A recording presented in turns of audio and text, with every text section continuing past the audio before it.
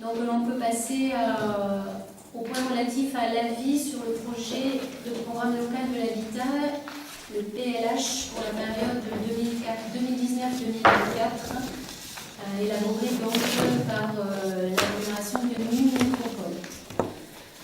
Donc nous vous avions transmis un certain nombre de documents pour préparer ce point de l'ordre du jour. Donc un calendrier, la monographie de la fiche, la monographie présentant la situation de la commune de Saint-Mamère-du-Gard en termes d'habitat, d'évolution de population, de besoins en logement. Et on vous avait communiqué également 2 extraits du document, une carte qui synthétisait les objectifs de production globale d'habitat pour toutes les communes de l'agglo, et puis un document qui indiquait le nombre de logements sociaux qu'il faudrait effectuer, enfin réaliser sur la période par rapport à ce nombre global de logements. Donc, je peux vous redonner quelques explications ou quelques précisions complémentaires par rapport à l'ensemble de ces documents. Donc, réexpliquer que ce programme local de l'habitat, en fait, c'est un document de programmation. C'est un document qui fixe des enjeux, des objectifs, mais ça reste un document de programmation qui n'est pas opposable, qui n'a pas de valeur réglementaire et qui fixe des objectifs en matière de création, de besoins en termes de logement et puis d'objectifs à atteindre avec un nombre de logements à créer donc, chaque année.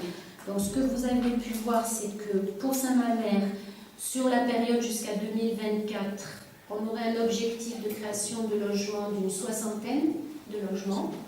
Et sur ces 60 logements, un objectif fixé à 26 logements, c'est ça, sociaux. Voilà.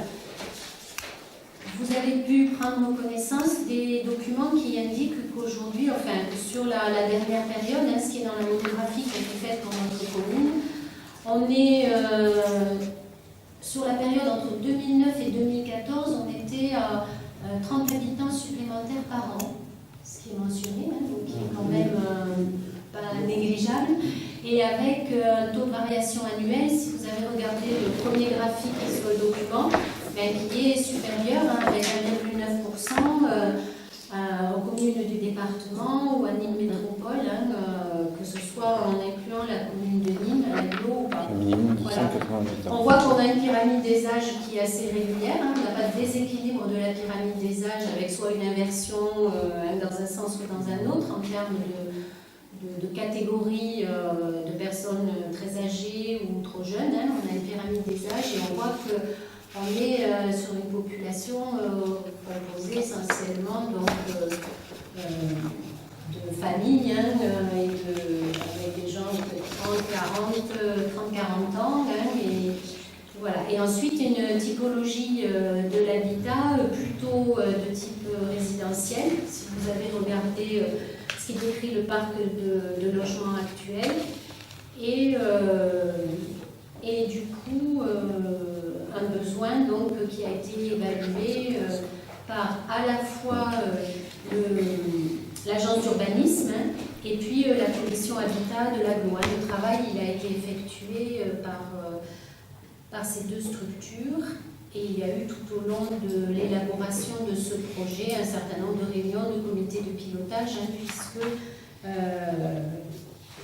le projet, le fait de lancer ce 3e PLH, c'est une délibération donc, de l'agglo qui date de mars 2017. Et le projet tel qu'il est présenté aujourd'hui, il a été arrêté. Ça ne veut pas dire qu'il a été approuvé. Le projet a été arrêté par délibération du Conseil communautaire du mois de juillet.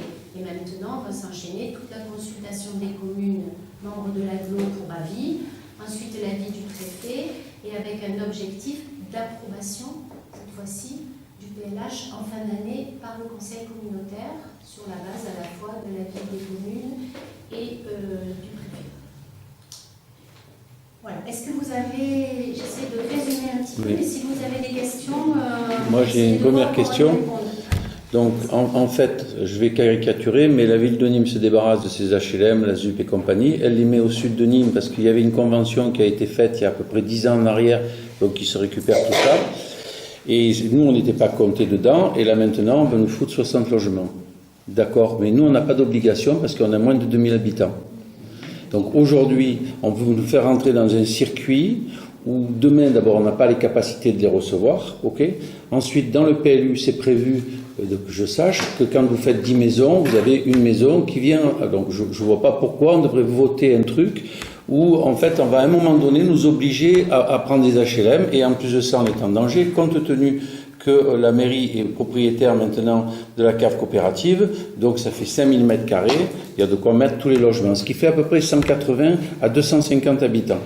Alors je ne sais pas si on se rend bien compte de ce que c'est.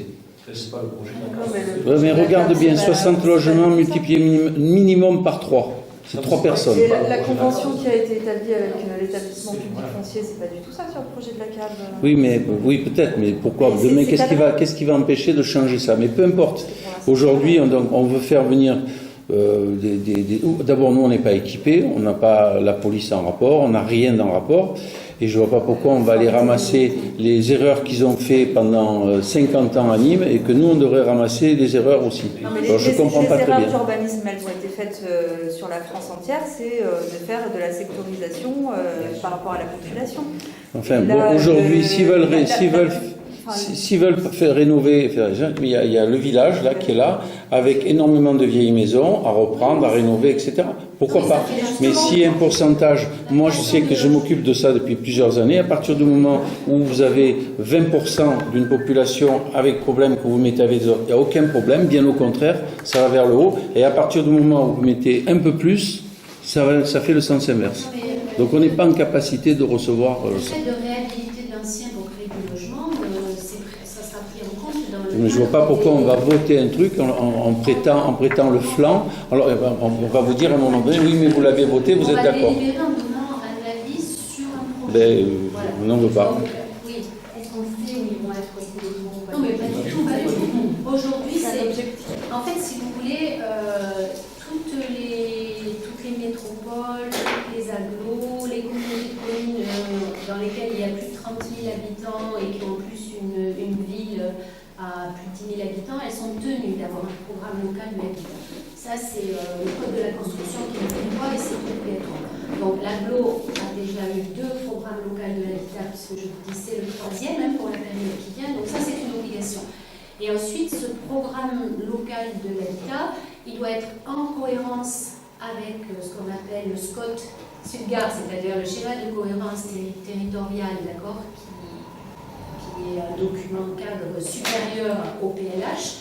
Et ensuite, les PLU des communes doivent être en cohérence avec les prescriptions du PLH. Mais tout ça, on est dans des fixations d'objectifs à atteindre. Il n'y a pas de caractère, comment dire, ce que je disais tout à l'heure, de caractère obligatoire. Il y aura une évaluation qui sera faite. Et ce que je voulais juste dire, M. Caligny, on entend tous parler effectivement de la problématique de la densité de logements sociaux et de quartiers sensibles sur Nîmes. Et qu'il y a nécessité, effectivement, par rapport à ces quartiers sensibles, eh bien d'une part de les rénover, c'est tout le travail de l'ANRU actuellement, fait par l'ANRU actuellement, et ensuite de voir comment on arrête de concentrer dans les mêmes quartiers des populations sensibles.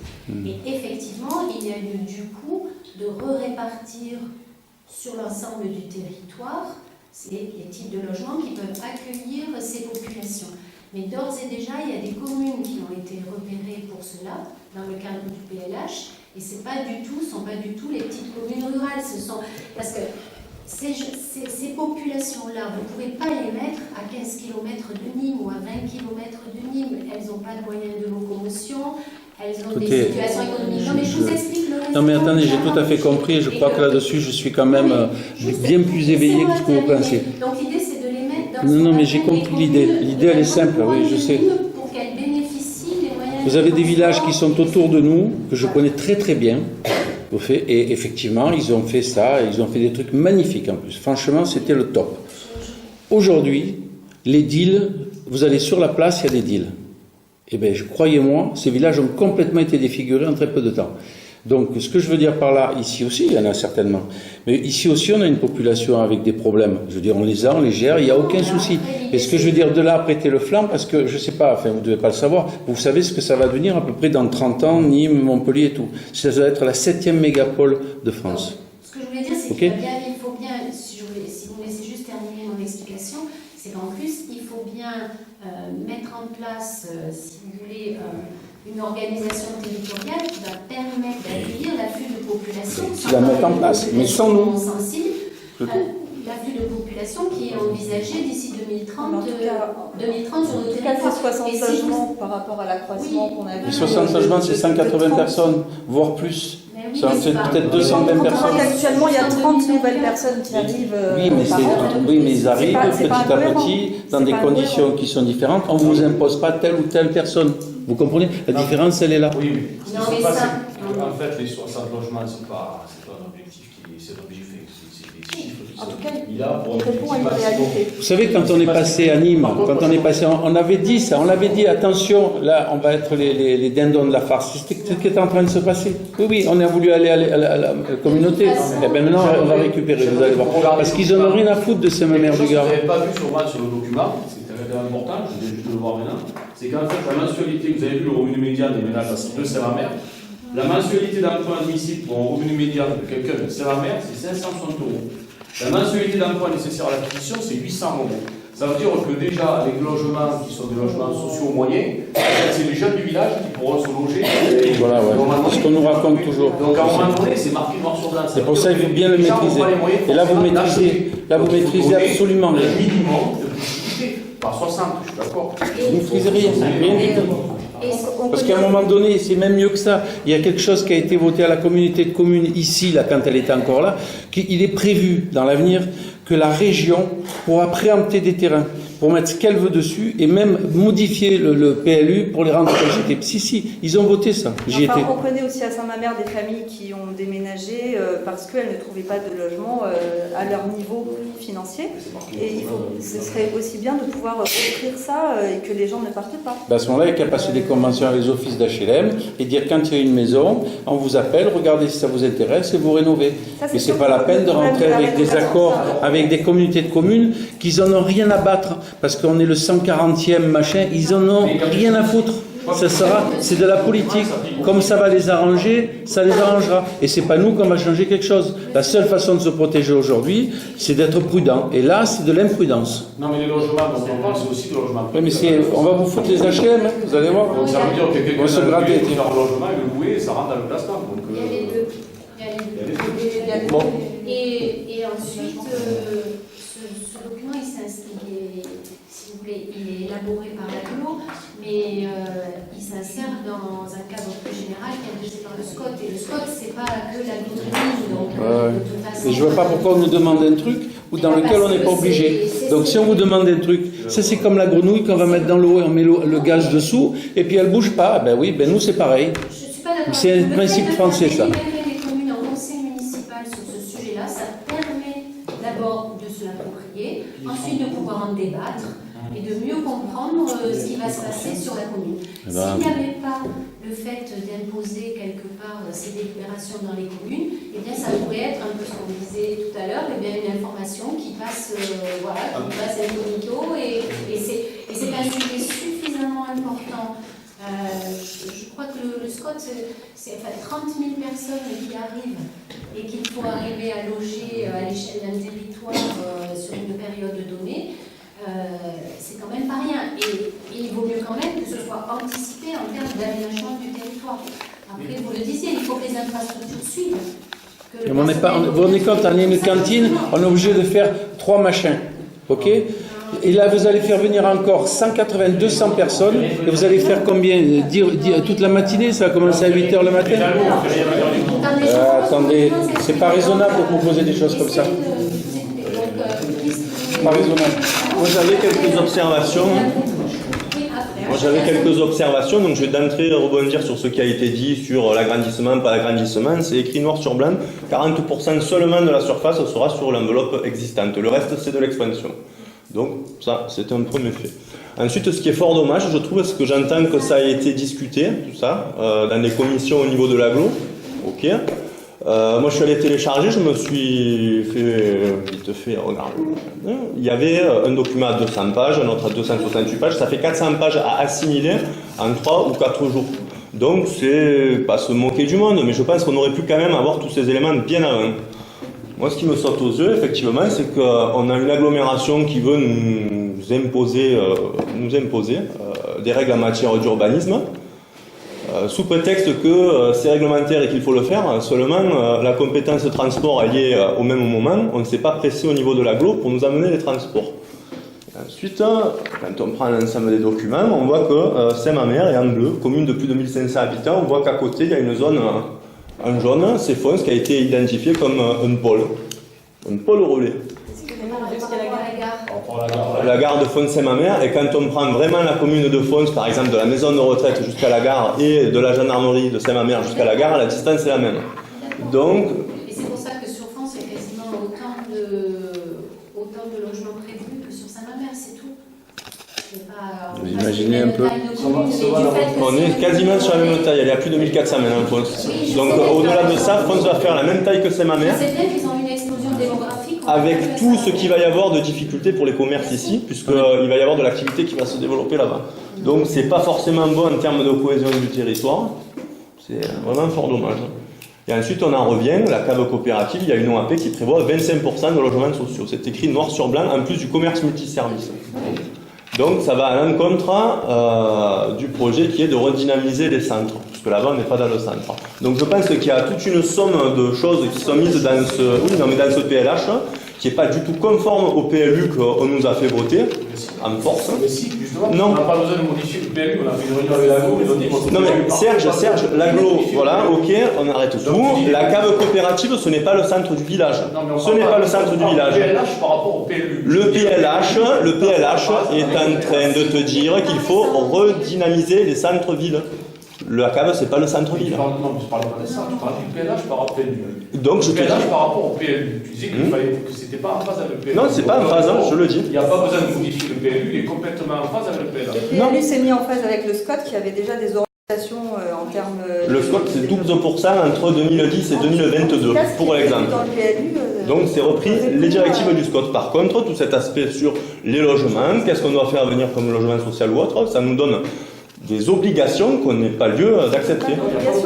Ensuite, je maintiens, on doit redynamiser les centres-villages, c'est ce qui est écrit dans le PLH, le PLU va pas dans ce sens. Le PLU, il ouvre là-bas, il dégueule vers la déviation sur le chemin de la gare, en allant faire une gendarmerie, en allant faire un projet sur la cave coopérative. C'est pas le centre du village, on le redynamise pas. Et après, je vais finir par dire, la mairie de Langlade a voté contre, à l'unanimité. Oui, donc on est aussi en capacité dans certaines communes de dire non. Et alors, admettons qu'on dise non, quelle serait la proposition pour l'avenir du village? Il y a déjà, pas besoin de proposition. Voilà une autre vision que celle proposition de quoi? Si on a un PLU comme ça, quand on c'est est tout. contre quelque chose, c'est bien d'avoir une proposition. On est contre le fait qu'on nous amène. On est contre le fait qu'on nous amène 200 personnes en plus du jour au lendemain. Si, mais c'est ça qui va se passer. Que l'aglo mette de l'argent sur la table et fasse des propositions. Clairement, en plus, on est bientôt en période électorale. Je pense que la moindre des choses, ça serait ça. On vous envoie des obligations, mais derrière, on ne vous parle pas de financement. Qu'on nous finance une station d'épuration, qu'on nous finance notre projet sur la cave coopérative, qu'on nous reprenne la gendarmerie, etc. etc. Non, là, c'est que des charges pour la commune. Bon, enfin, de toute façon, moi, je vais vous dire une chose. Vous faites ce que vous voulez. Vous allez voter pour, comme d'habitude, ok? Mais sachez que demain, je vais vous donner des exemples. Il y a des villages ici, la valeur des maisons est 30% moins chère. Posez-vous la question. Et c'est de très beaux villages. Nous avons bien noté toutes vos observations. Je rappelle qu'il n'y a rien de prescriptif et pas d'obligation là-dedans. C'est un... Alors, pourquoi on vote? Parce qu'il faut donner un avis sur mais l'avis, on n'a pas d'avis, voilà. On est contre. On va noter que vous ne souhaitez pas donner vos observations. Non, on est contre, c'est beaucoup plus grave que ça. On va passer au vote. J'aurais une question quand même. Là, je vois que de 2019 à 2024, l'objectif est de 60 logements. Bon. Et Et puis, il en faut 26 logements sociaux. Bon, on sait très bien que la commune, elle n'a pas de terrain pour faire quoi que ce soit. Les logements, jusqu'à présent, c'est des logements qui ont été faits par des propriétaires. Donc, on va obliger ces gens-là à faire des logements sociaux pour qu'ils le comptent. Non, mais demain, ça veut dire. Donc, ouais, En zone des adultes. Je me pose la Mais question. il n'y a pas d'obligation. Il n'y a pas d'obligation. En revanche, pour toutes les communes, ce sont des orientations qui sont données. Nous, on veut de la qualité et de l'environnement. Voilà ce qu'on veut. On ne veut pas des offices d'HLM qui arrivent là. On veut bien recevoir des gens et on les reçoit. Il n'y a aucun problème, mais pas n'importe comment. Voilà. Et c'est ce qui va se passer. Allez voir dans le Nord comme il faut. Allez voir un peu. Qu'on passe au vote. On a bien noté les observations. On a 2 hectares en 2 AU, le PLU est tout à fait, enfin, je veux dire, pour ça est clair, mais de toute façon, on nous impose de l'extérieur une fois de plus, sans nous faire de contrepartie. Tout à fait compatible avec le PLH, c'est ce qui vous est dit jusque-là. Sauf pour les Et du coup, centres. ça ne nécessitera pas une révision à ce motif-là. Voilà. Donc les choses, elles sont enregistrées, elles seront notées. Un PLU, ça se rénove, tous les ans si on veut. On fait ce qu'on veut quand on veut. Donc, J'ai pas dit qu'il ne serait pas révisé, j'ai dit que c'est cohérent avec non mais qui se les garde, qui se démerde avec eux. Là, Nîmes a des garrigues à plus en finir, il y a de quoi faire. Ils ont prévu 1000 hectares à côté de Gageac. Sophie, quand même. Qui viennent pas nous emmerder à nous. s'il vous plaît, on arrête. Donc, je propose qu'on passe au vote. Donc, donc le vote consiste à dire si le conseil municipal approuve ou pas le projet de PLH, d'accord. Donc, est-ce qu'on peut, s'il vous plaît, préciser au PV le nombre de pages qu'il y avait dans les documents qu'on nous a fournis, les 4 documents avec 268, etc. Parce qu'en fait, il y avait même 3 documents. 4 documents sur 8 transferts. Ça sera fait. Donc, Mais un truc comme ça, il faudrait le voter anonymement. Parce que les gens vont, peut-être qu'il y en a qui voudront voter contre, qui ne voteront pas contre. Et ça me paraît évident. C'est un truc, c'est un élément. Ce soir, c'est quelque chose de très grave qui va faire, dans l'histoire de Saint-Mamère, va peser. Je vous le dis. Je vous le dis. Écoutez bien ce que je vous dis. Parce que vous dites toujours qu'on dit des conneries, mais on ne dit pas que des conneries. Parce que si on nous aurait écouté, aujourd'hui, on n'en serait pas là à voter des conneries comme ça. Je ne crois pas m'être permis de dire que vous disiez des conneries. Ouais. Pour reprendre vos propos. D'accord? Certainement pas. Pour répondre à ça. J'aimerais bien que voilà, on puisse voter, chacun vote comme il l'entend, il n'y a aucun souci par rapport à ça. Et donc je demande qui est contre. Juste pour répondre à Serge, quand même, on n'a pas attendu le déluge. Avec juste un petit peu d'eau, il y a quand même des zones qui devaient être constructibles si on vous avait écouté, qui baigneraient. Non, parce que oui, non, mais tu t'as oublié l'étude hydraulique. derrière chez M. Clerton, tu te souviens, il y avait toute une bande. On a demandé une étude hydraulique et c'est ce qui l'a fait sortir du produit. Non, tu n'as pas proposé, c'est nous qui l'avons demandé. Serge, j'ai proposé des choses et contrairement à toi, j'ai été présent à tous les conseils municipaux. Tous les conseils municipaux, Serge. Je vous demande à tous. Bien sûr que si, c'est nous qui l'avons proposé, Serge. C'est nous qui l'avons proposé, tu le sais très bien. C'est pas l'objet du débat. Vous avez supprimé certaines erreurs, heureusement grâce à nous, effectivement. Non, mais on rend à César ce qui lui appartient, c'est la moindre des choses. Là, on est aussi. Voilà. Non, mais j'ai répondu à sa petite. Voilà. Bien. Tout le monde a répondu. Je souhaite que le débat s'arrête là, surtout lorsqu'il est sur d'autres sujets. Donc, je vous demande, donc, par rapport à cette délibération, de me dire donc, qui est contre l'approbation du projet de programme d'habitat local. Donc, on est contre combien? 4? 4, bien sûr. 5. 5. Ok. Oui, non, mais il n'y a pas à être désolé. Il n'y a pas à être désolé. C'est un fonctionnement démocratique tout à fait normal. Il n'y a aucun souci par rapport à ça. Donc, on en est à 4, 5, 6, c'est ça que l'on se trompe pas. Qui s'abstient? Tu t'abstiens, Béa? Ok, donc à la majorité.